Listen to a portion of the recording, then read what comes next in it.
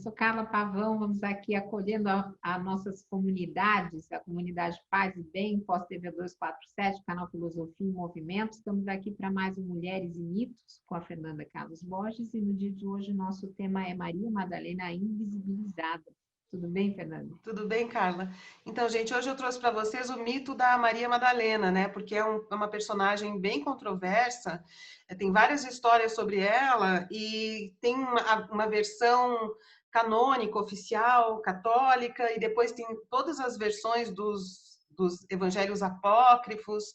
Enfim, tem uma grande história em torno da Maria Madalena, que é essa personagem que as pessoas não sabem muito bem como é. E quando a gente vai tentar entender melhor quem é essa personagem da mitologia cristã, a gente vê que ela é muito mais interessante do que parece num primeiro momento, né?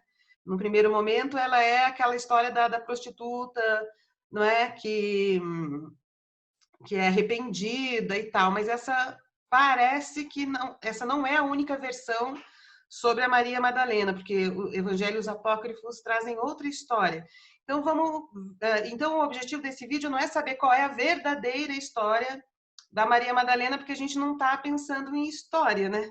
A gente quer saber quais são essas histórias contadas sobre a Maria Madalena, quais são as versões dessa história, que são as diversas versões desta personagem no universo do mito cristão, né? Do grande mito cristão. Então, esse é o objetivo, né? Vamos lá. Uma das coisas que chama atenção no mito na Maria Madalena é que ela é a única personagem que não é a Maria, filha de alguém, de um homem, né? Não é a Maria, irmã de um homem, nem nada. Ela é a Maria Madalena.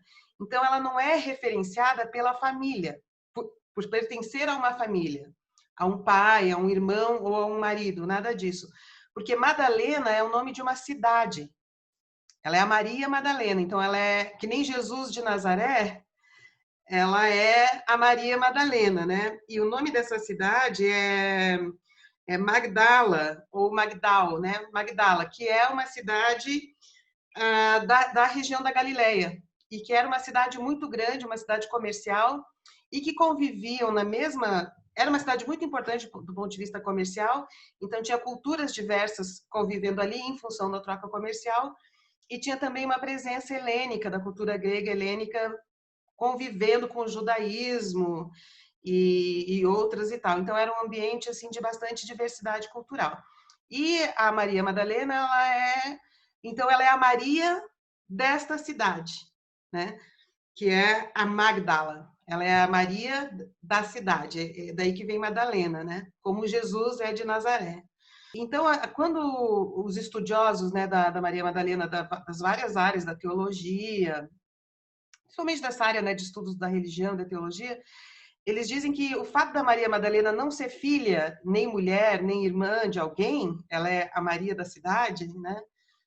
Isso significa que ela existe por si mesma, ou seja, ela tem no mito ela é representada como uma mulher independente, que basta a si mesma, vamos dizer assim, que ela tem autonomia, ela não está presa a nada, mas que ela tem uma integridade própria, vamos dizer assim, né?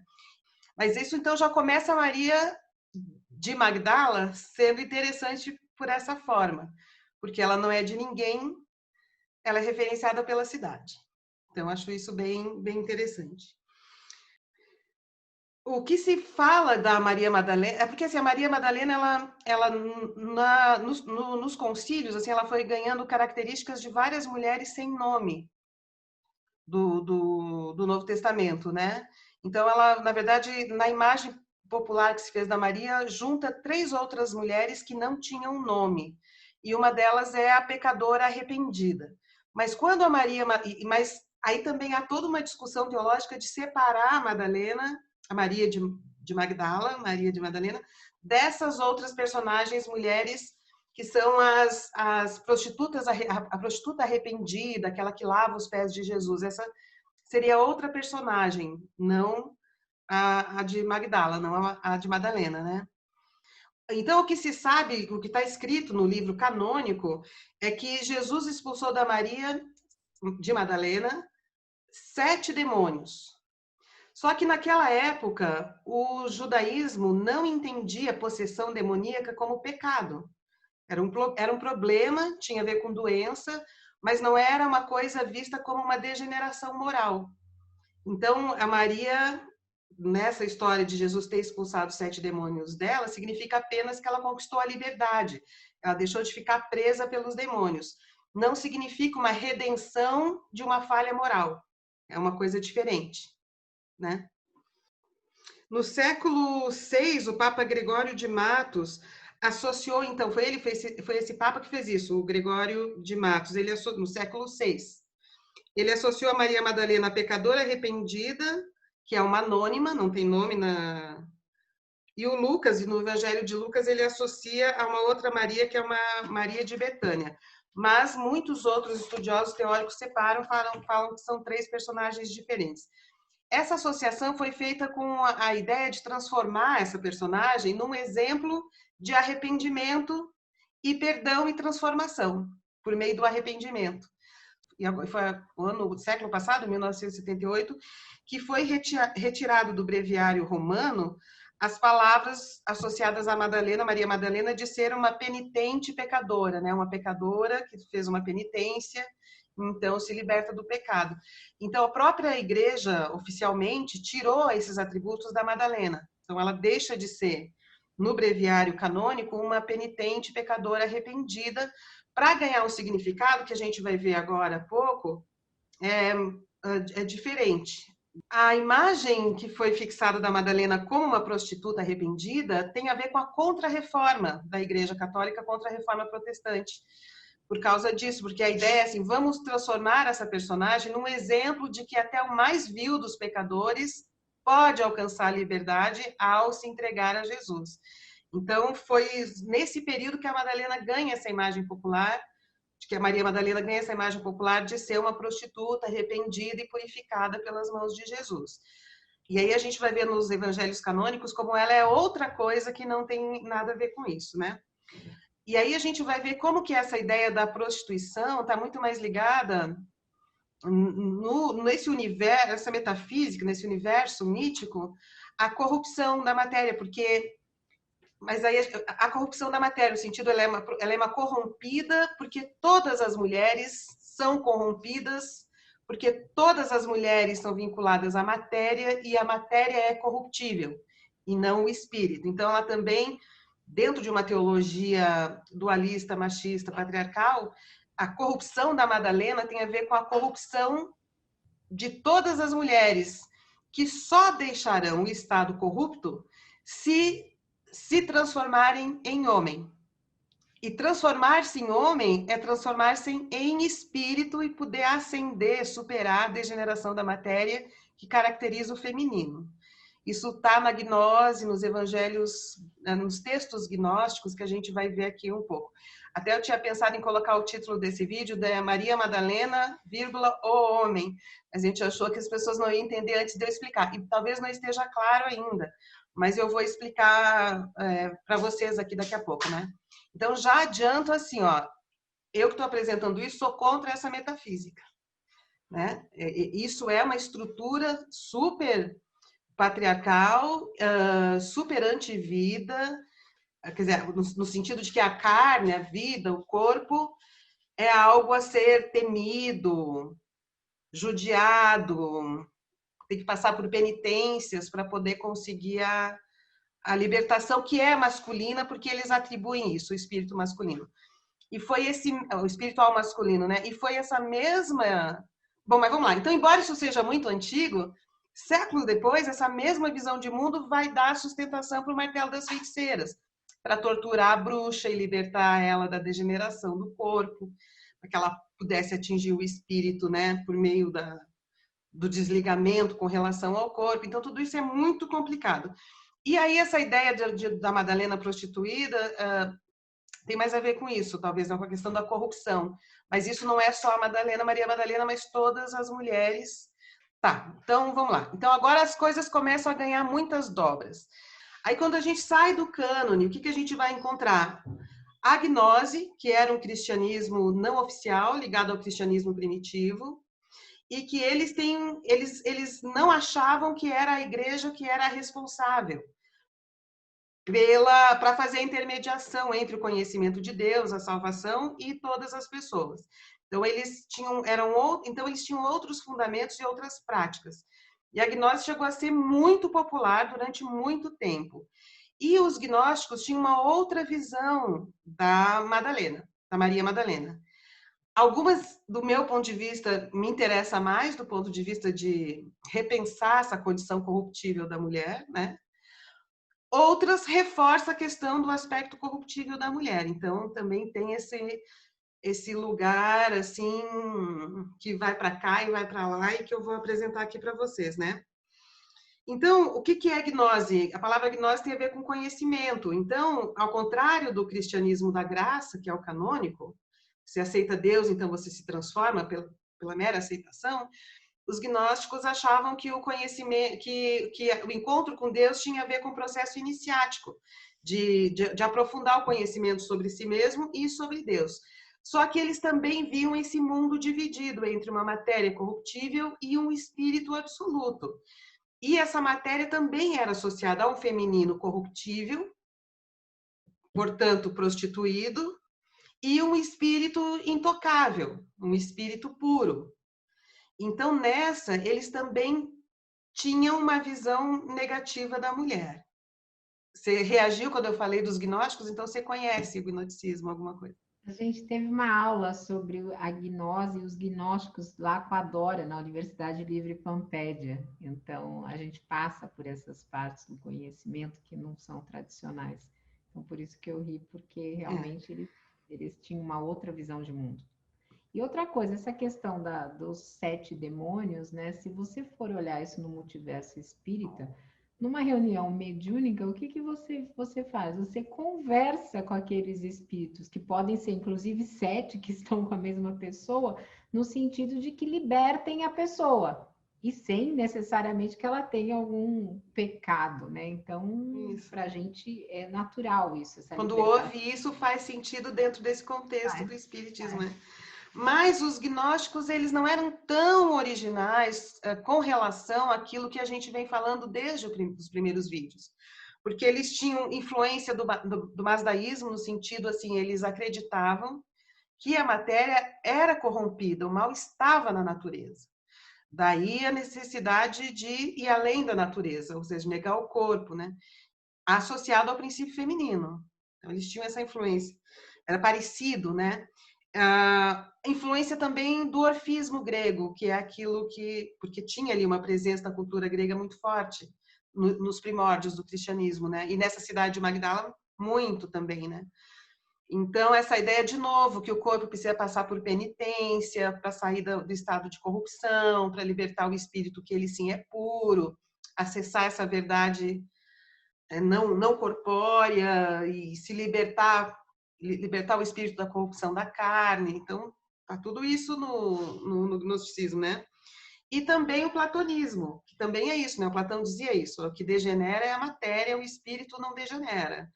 Então, o conhecimento está no espírito e não na observação da natureza, porque é um campo da degeneração com relação às ideias originais, perfeitas, de um outro mundo que não é o mundo dos corpos, o mundo que ele chamava de mundo das sombras. Então, tudo isso está presente no gnosticismo. Então, assim, não é tão estranho a gente quando a gente vê, assim, é uma tradição de pensamento mesmo, que envolveu várias religiões diferentes. Não é a única do planeta, isso é deixar bem claro.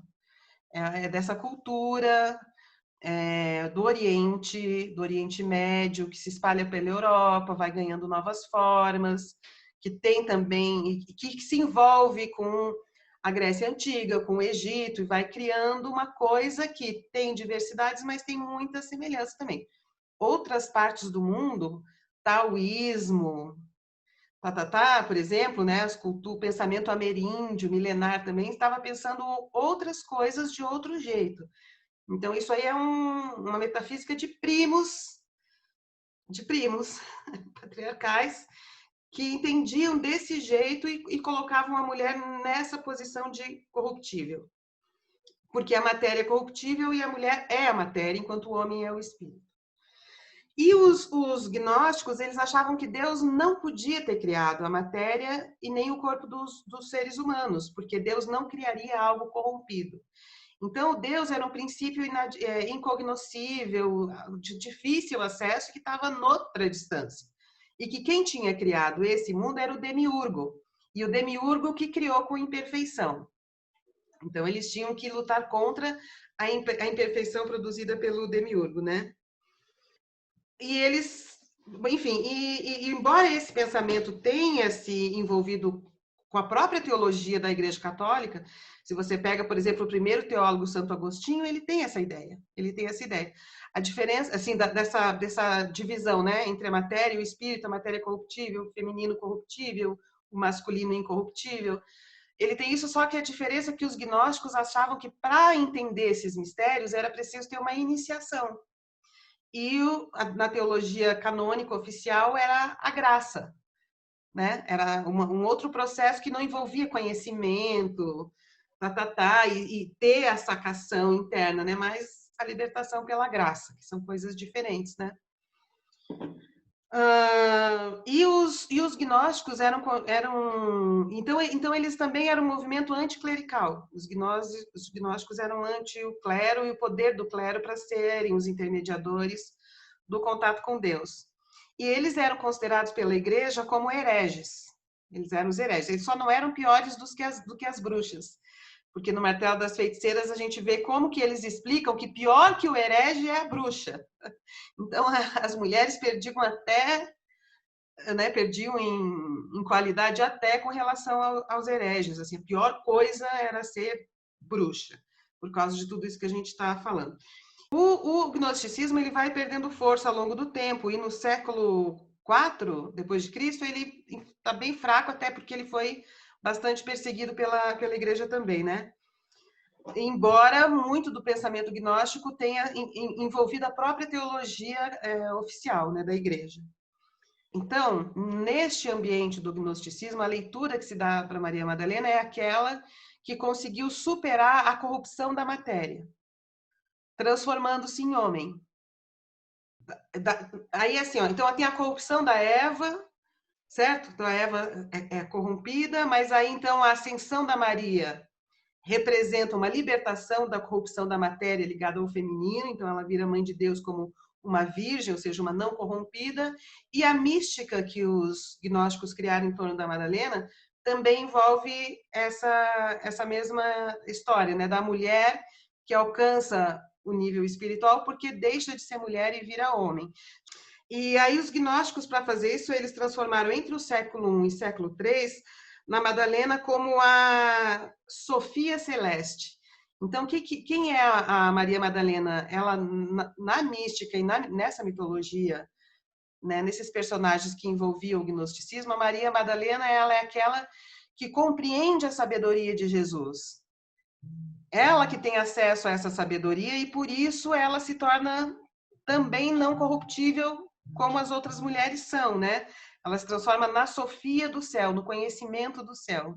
E ela passa a ser, ela é a porta-voz dessa verdade que ela recebeu, tendo sido muito próxima a Jesus, né?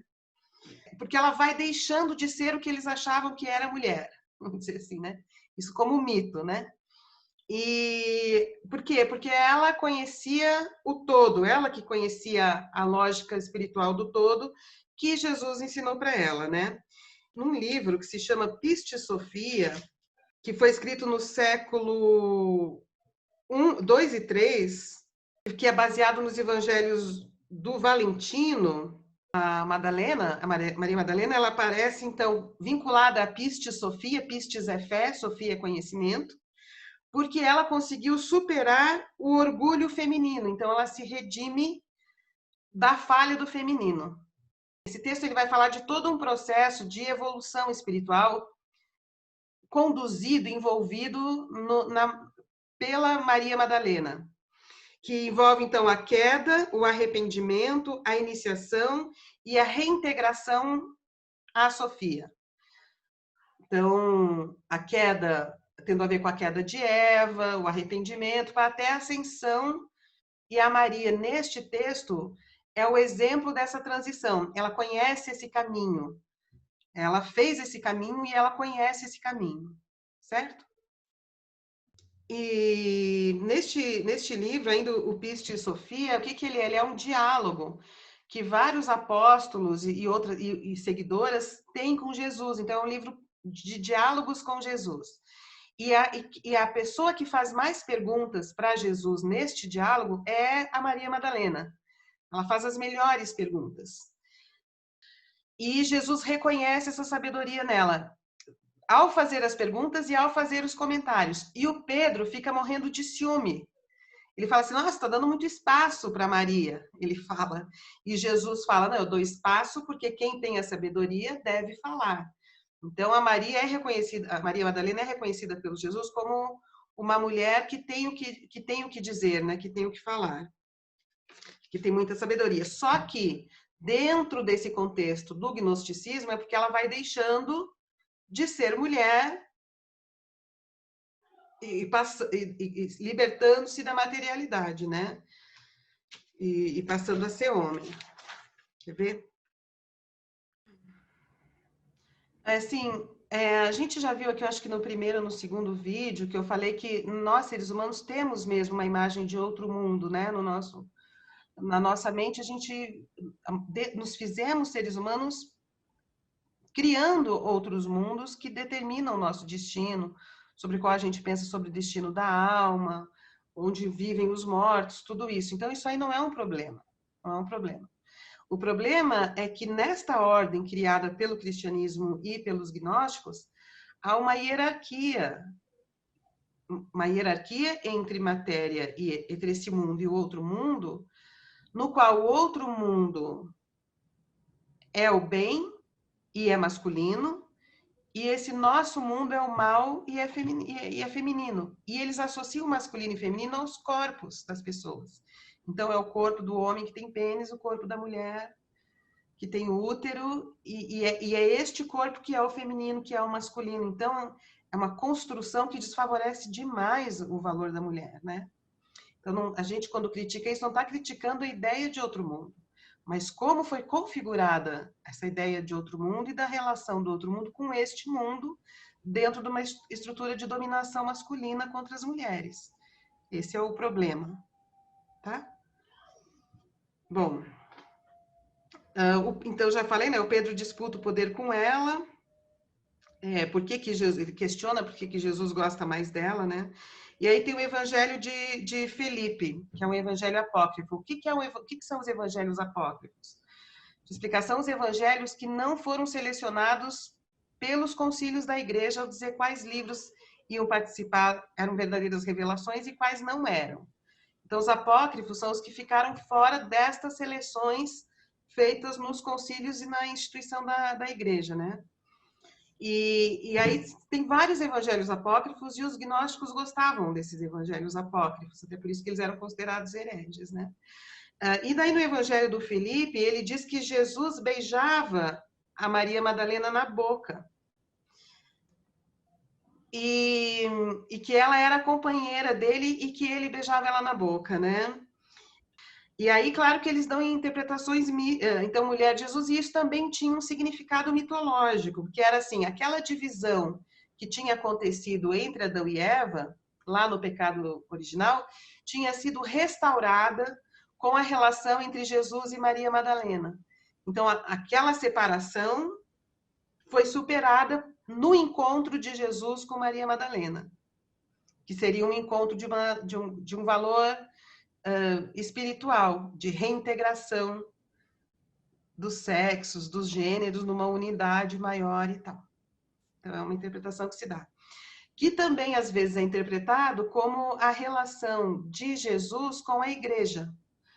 Então, a relação de Jesus com Madalena também é a relação de Jesus com a igreja. Tá, mas aí a gente fala assim, olha só que interessante, né? Então, o vínculo de Madalena com Jesus restaura a divisão entre Adão e Eva, né? Criando uma elevação espiritual, uma completude, que também é a relação, o casamento de Jesus com a igreja. Mas daí, se a gente for ver o que o Bispo Macedo está ensinando para as mulheres da igreja dele, é isso. Ele fala assim, olha, né, as mulheres são como a igreja. Ele falou exatamente isso naquela matéria, daquelas jornalistas que fizeram o curso para as mulheres que eu vi lá na revista. Qual era a revista mesmo? Na Pública, eu acho. E ele diz assim, olha, as mulheres são como a igreja casada com Jesus. E como a igreja é subordinada a Jesus, as mulheres são subordinadas aos homens, aos seus maridos. Então, esse mesmo raciocínio é reproduzido pelo Macedo. Eu estou dizendo isso porque, num primeiro momento, a gente pode dizer assim, ai, que lindo, né? Restaurou a divisão entre Adão e Eva e formou um par completo, né? Este par completo é esse que o Macedo está falando. Né? A mulher é a igreja que se subordina a Jesus e a mulher se subordina ao homem. Ele fala exatamente isso. Como a igreja é subordinada a Jesus, a mulher tem que ser subordinada ao homem, porque a mulher é a igreja e o homem é o espírito, é Jesus. A mulher é o corpo que guarda, né, que acolhe, e o espírito é o que traz a pneuma, né, traz a inspiração para esse lugar que é a mulher. Então, você vê como que uma ideia de par e de completude, de restauração, como quando ela é falada, ela pode ser bonita, mas como que na prática a gente pode ver ela organizada desse jeito, não só na Igreja Universal, é porque eu li a matéria, né? A gente viu a matéria semana passada, então eu falo, gente, estou fazendo isso hoje, mas também em alguns grupos católicos e outros grupos machistas espiritualizados, né, da espiritualidade machista, também reproduzem essa mesma ideia, né? Bom, aí tem o Evangelho de Tomé, tá? E é no Evangelho de Tomé que aparece essa ideia de que a Maria Madalena ela tem esse acesso a Jesus e ela tem direito à autoridade sobre o conhecimento, sobre a pistis Sofia, né, sobre a fé e a sabedoria, porque ela está se transformando em homem. Porque o que acontece no Evangelho de Tomé, que é um apócrifo? O Pedro está sempre com muito ciúme da Maria. A gente não pode esquecer que o Pedro é, teoricamente, o fundador da Igreja Católica, né? Sobre essa pedra, erguerás meu nome. Pedra é o Pedro, né? E ele está sempre incomodado nos apócrifos com a atenção que Jesus dá a Maria Madalena por causa do conhecimento e da sabedoria da Maria Madalena, que de coisas que Jesus só passava para ela. E aí o Pedro chega junto e fala assim, mas por que você dá tanta bola para ela, né? Que você dá tanto espaço, dá tanta voz? Olha a resposta de Jesus nesse apócrifo do Evangelho de Tomé. Ele diz assim, Jesus, eu a guiarei para fazer dela homem. Jesus fala. Eu a guiarei para fazer dela homem, de modo que possa se tornar um espírito vivo, semelhante ao de vós, homens. Pois toda mulher que se fizer homem, entrará no reino dos céus. É uma fala de Jesus, contado, né, gente? É um mito, né, uma narrativa mítica. Mas essa é a história que o Tomé conta de Jesus. Então fica a pergunta, o que é se transformar homem? É atingir o espírito universal, né? E aí a gente já falou aqui outras vezes, por que o espírito universal é homem? Apenas por causa da estrutura patriarcal. Não existe nenhuma razão, a própria natureza da espiritualidade, que o espírito seja masculino, né? Então, isso é apenas uma construção cultural desse processo todo de construção do patriarcado e do poder masculino sobre as mulheres. Então, a gente já disse assim que a gente já falou em algum outro vídeo uma coisa muito importante, né, da filosofia feminista, que é assim, quando se fala em gênero, você tem que pensar que gênero é mulher, porque mulher que é algo específico. O masculino, o homem, não é gênero, porque ele é o próprio espírito, ele é concebido como universal. Entende? Então, o gênero é o outro é a mulher. Que para deixar de ser gênero, tem que virar homem. Ou seja, tem que virar uma razão universal, sem gênero. Então, é como se dissesse assim, olha, homem não tem gênero. Homem é o humano, ou é o espírito. o que não é o espírito, ou seja, é o outro, que tem uma identidade específica, que não é o todo, é a mulher. Para a mulher deixar de ser uma coisa específica e passar a ser o todo, a ideia universal, a coisa impessoal, o para além do específico, ela tem que virar homem. Então, isso a Simone de Beauvoir explica isso e outras, a literatura feminista leva isso adiante pensando desse jeito, né? Então, o homem, nós não entendemos homem como gênero específico nessa cultura patriarcal, porque o homem é a própria humanidade, mais do que isso, ele é o próprio espírito da humanidade. É o absoluto, é o sem lugar, é o olhar do absoluto. E a mulher é o específico. Então, quando Jesus fala isso, ele reforça essa metafísica machista, né? E patriarcal. Ele diz, não, eu ouço a Maria porque ela está desenvolvendo grande sabedoria, eu vou guiá-la para que ela vire homem. E com isso, ela consiga ter um espírito tão vivo quanto vocês, homens.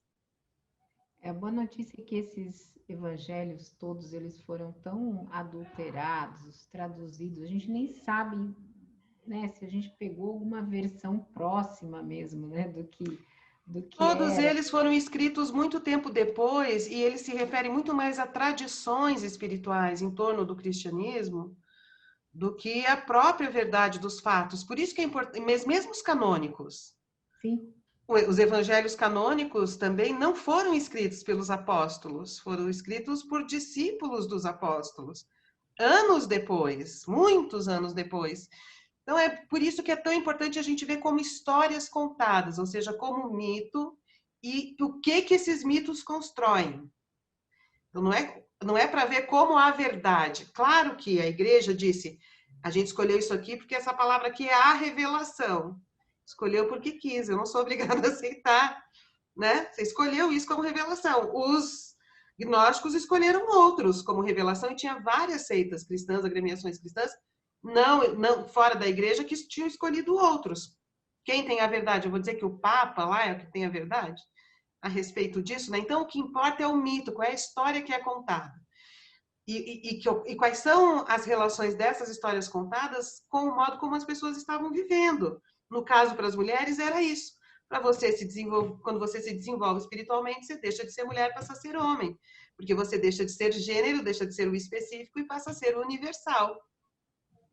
Eu não gosto desse jeito de falar as coisas, é muito evidente, né? Por que o homem tem que ter esse caráter universal? E é esse mesmo argumento que vai justificar o fato de que eles achavam que mais mulheres do que homens viravam bruxas. É a mesma metafísica, sabe? Por que não era bruxos? Por que era bruxá? Porque as mulheres, para eles, eram mais fracas do espírito e deixariam de ser quando virassem homem. Enquanto não estavam mais vulneráveis a serem possuídas, enganadas ou se entregar voluntariamente ao poder dado pelos demônios. E aí virarem bruxas. Então, eu não gosto, tá? Então, eu não quero, eu não gosto desse uso. É óbvio que a gente não gosta, né? Aí vem o evangelho da própria Maria Madalena. Tem o evangelho da Maria Madalena que foi encontrado em Nag Hammadi, que é em 1945. No Alto Egito, que encontraram vários textos antigos, que são esses apócrifos, e para ver o que então essas seitas cristãs, nesses primórdios, nessas evoluções do cristianismo, eles estavam pensando, fazendo, e como que eles contavam essas histórias míticas, né? E aí tem o próprio Evangelho da Maria Madalena. E ela se coloca, e ela é colocada nesse Evangelho da Maria Madalena como a portadora da gnose. Ela é a portadora do conhecimento. E ela é a responsável de levar o conhecimento para os outros apóstolos, que são todos mais insuficientes do que ela. Então, ela que pressiona eles para eles entenderem, eles não entendem direito as coisas, ela que explica. Então, ela nesse evangelho, que possivelmente era de uma seita, de um grupo, de uma agremiação cristã, gnóstica, de uma dessas denominações todas, que tinha, nessa relação da Madalena com Jesus, o grande mito fundante, né? Então, ela é tratada desse jeito, né? Então, ela é uma profetisa também, né? Ela conhece. e ela tem autoridade sobre todos os discípulos, né? E neste Evangelho da Maria Madalena, ela também conta qual vai ser o caminho do Espírito após a morte. E também no Evangelho da Maria Madalena, tem trechos em que ele conta que os outros discípulos, os apóstolos, eles achavam que a Madalena ainda era muito feminina. Que apesar dela ser sábia e tal, tem os trechos que falam assim que eles acham, mas ela ainda é muito feminina. Ou seja, ela ainda não se transformou totalmente em homem. Porque, no caso, quanto mais ela atingisse a sabedoria, mais ela teria que abandonar o princípio do feminino. Então, a Madalena não é exatamente o princípio do feminino na medida em que, para ascender, para ter o conhecimento, ela tem que ir deixando de ser feminina para ser homem. Então, não é pares que se encontram. É uma coisa menor, pior, má, ruim, e uma coisa boa. E essa coisa que é o feminino, essa coisa ruim tem que, na medida em que vai deixando de ser ruim, vai elevando, vai virando masculina. E aí vai se elevando. Não é um encontro de iguais. É uma arquitetura, né, do imaginário de dominação e bastante hierárquica. Então, não é o tal, não é o par do tal, é outra coisa. E nesse Evangelho da Madalena também tem isso, né? O encontro com o feminino é um passo para o processo iniciático. Então, entende-se esse lugar do feminino, corruptível, suas características, para ir além dele. Então, é o que há de ser superado, vencido. Então, a Madalena é um personagem mítico muito estranho, né? Porque, às vezes, ela é esta mulher autônoma, independente, cujo nome é si mesma, né?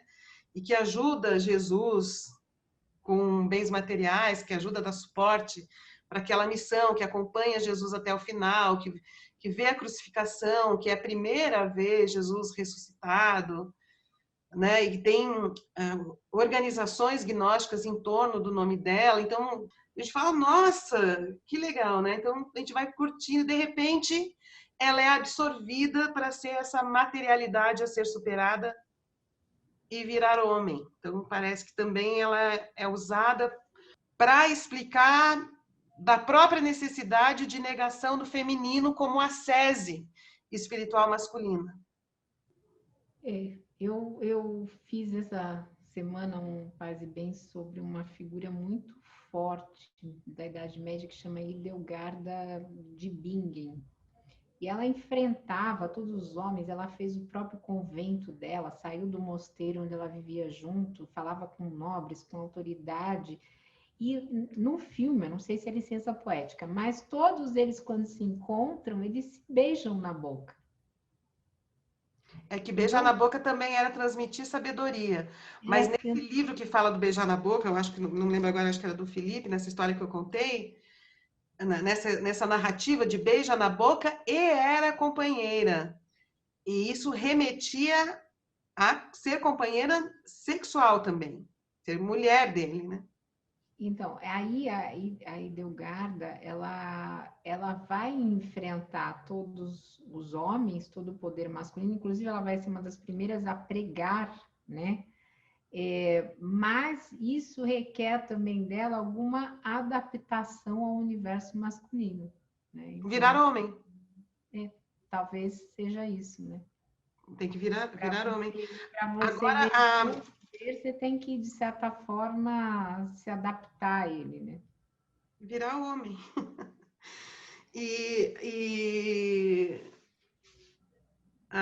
Tem uma história que você falou que ela ia lá, discutia, brigava. Tem uma história que também é contada da Maria Madalena, que ela fez isso.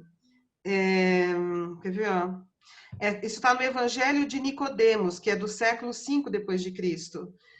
O que nesse Evangelho de Nicodemos conta? Que ela ficou muito revoltada com a injustiça que Jesus sofreu na mão de Pilatos e dos judeus ímpios e injustos, ele escreve desse jeito, e que ela diz, eu vou até Roma falar com César e vou denunciar, né, a injustiça, o horror que foi feito com Jesus pelas mãos de Pilatos e pelas mãos dos judeus impuros, dos ímpios judeus, ela fala, né? Então, ela também é retratada nesse evangelho como uma lutadora, que vai lá e enfrenta o poder, e que denuncia, e que assume a responsabilidade de fazer a denúncia dessa grande injustiça. Ou seja, ela não foge. Nesse evangelho, ela não faz como os outros fogem, né? Então, ela não foge, ela diz, eu vou lá e vou denunciar para o César. O que o Pilatos fez não pode fazer, em nome desses ímpios, né? Do povo judeu do qual ela fazia parte, né? E aí, de novo, nesse livro que eu já citei, né, na Pistis Sophia, que a Madalena é associada com a Pistis Sophia, que é a fé e sabedoria, né? Ela se queixa com Jesus. Ela fala assim, meu, Pedro não para de me perseguir, ele tem ciúme de mim, eu tenho medo dele. Ela diz para o Jesus na história, né? Eu tenho medo do Pedro. E por que ela tem medo? Ela diz, porque ele odeia o nosso sexo. A Maria diz, eu tenho medo do Pedro porque o Pedro odeia o nosso sexo. Então, parece que o mito está revelando mesmo o risco que o poder patriarcal exerceu sobre as mulheres, que foi muito violento mesmo. Então, a gente não está falando apenas de uma subordinaçãozinha, não fala, fica quieta. A gente está falando de assassinatos em massa. Ela diz, eu tenho muito medo do Pedro, porque ele odeia o nosso sexo. E aí ela chora tal, e ela pede para Jesus perdoar os discípulos por serem tão mais estúpidos do que ela. Pede que Jesus perdoe os discípulos pela incompetência intelectual, né? Pela incompetência espiritual deles, né? E num outro texto, que é a Ordem Eclesiana Apostólica do século II a.C., esse texto explica por que as mulheres não podem ser sacerdotes e por que a Madalena saiu da história. Há uma justificativa para excluir não só a Maria Madalena, mas para excluir as mulheres de modo geral. Porque daí ele justifica assim, ó. Ele diz o seguinte, quando Jesus partiu o pão e distribuiu o vinho, ele escolheu os homens e não as mulheres. Portanto, o sacerdócio só pode ser realizado pelos homens que são escolhidos, que foram escolhidos para o pão e para o vinho. Gente, isso é um mito, né? Eu não estou dizendo que a história foi assim, eu estou dizendo como que ela foi contada, como é o mito, como é a narrativa. Então, esse evangelho justifica o fato de Maria, mesmo tendo seguido Jesus, Maria Madalena, mesmo tendo seguido Jesus do começo ao fim, ela não poderia, mesmo sendo a Pistis Sophia, mesmo sendo a discípula mais sábia, que mais entendia Jesus nas narrativas, ainda assim ela não podia exercer o sacerdócio, porque Jesus escolheu os homens quando deu o pão e o vinho e não deu para as mulheres. Aí, essa é a última coisa que eu tinha para falar. Então, para encerrar, Carla, eu queria dizer o seguinte, a gente já viu, inclusive, pessoas comentando os nossos vídeos, né?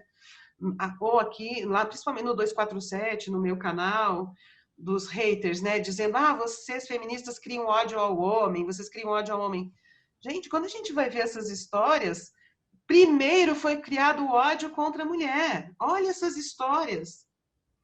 O Pedro com inveja dela, não querendo que Jesus desse atenção, a mulher considerada como uma raça insignificante, que não merece atenção. Jesus não deu para as mulheres o pão e o vinho, então as mulheres não têm lugar. A mulher é a posição existencial metafísica da degeneração, da materialidade, da corrupção. Toda mulher é corrompível, portanto é prostituta, porque ela é matéria. A mulher, para poder ascender, tem que deixar de ser feminino, tem que ascender ao masculino, tem que deixar de ser mulher, tem que passar a ser homem. Ou seja, nós mulheres passamos por séculos, mais que séculos, por milênios de difamação. Se a gente vai pegar da história de Cristo, são 2000 anos de difamação. 2000 anos de difamação. Se a gente for pensar nesse calendário, que não é exatamente a história real, mas é um tempo determinado por antes e depois de Cristo. 2000 anos de difamação dentro do cristianismo, certo? Depois de Cristo, né? Então, e fora todos os milênios anteriores, desde o nascimento do patriarcado, fora do cristianismo, que também ajudou a dar base para o cristianismo. Quem é alvo constante de difamação, de desqualificação, de opressão, de destituição da humanidade, é a mulher, porque é ela que é criada como gênero corrompível. E o homem permanece intacto como um espírito abstrato. Então, os homens que criaram essa diferença, foram os homens que criaram essa diferença. Não o homem porque tem pinto, porque tem pênis, porque tem saco escrotal, não. Mas o homem como o patriarca, o que controla tudo, né? O que controla o corpo da mulher, o que controla a natureza, o que controla tudo, porque se concebe como superior, como espírito independente, autônomo, puro, né? O único que tem acesso a esse nível abstrato do conhecimento, entendeu? E constrói a mulher como outro, como a desprezível, como a corruptível, como a prostituta, como a corrompida. Então são milênios. Não foram as feministas que criaram isso. Por isso que eu estou querendo terminar o vídeo assim. Porque a gente ouve isso, as feministas são contra os homens. Não, querido. Os homens, não porque tem saco escrotal, mas o homem como ideia de homem que construiu a mulher como outro e como inimigo, a ser vencido, superado, controlado e às vezes judiado, penalizado, porque tem útero. Porque tem útero. E que para ascender tem que virar homem. Então a gente só está se defendendo, o feminismo está se defendendo dessa infâmia. O feminismo vem tentando se defender desta infâmia milenar. O feminismo tem tentado defender isso que foi construído como mulher desta infâmia milenar. Tá bom. Então, para vocês que nos acompanharam, esse foi o Mulheres e Mitos, e pedindo que se inscrevam nos canais, tanto no 247, quanto no Paz e Bem, no Filosofia e Movimento, e que curtam e compartilhem os vídeos, deixando aí seus comentários, sugestões, dúvidas e afins. Um beijo grande e obrigada. Beijo grande, obrigada, gente. Vão lá me visitar no canal Filosofia em Movimento.